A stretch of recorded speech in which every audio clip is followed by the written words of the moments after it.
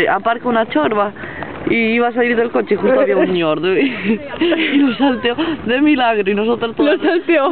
Sí, lo bordeó, ¿no?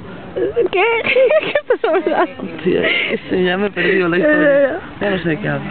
Vamos a colgarnos aquí, espera. ¿Qué me estabas grabando? Sí. Hijo de puta. Espera, no se puede colgarla en la lámpara. Que no se puede, ya probaste antes, coñazo. Es en otro sentido, yo. Sí, ha podido tener un pollete. Un pollete. El cenicero improvisado. Nuestras reservas. De calimocho, la yonki fumada No. y yo en proceso. Yo no estoy fumada, estoy alegre. ¿Esto es qué? Alegre.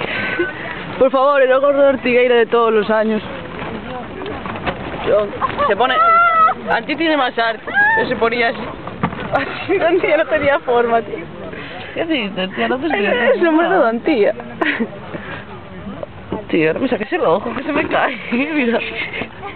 Realmente me acerqué sin querer. No sé por qué me estaba acercando. Pásame algo de comer. Tengo magdalenas.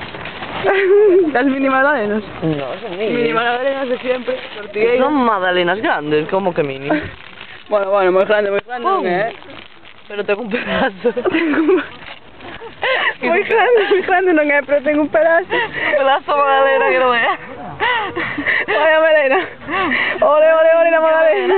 Ay, ay, ay. Ay, ole. ¡Qué pedazo!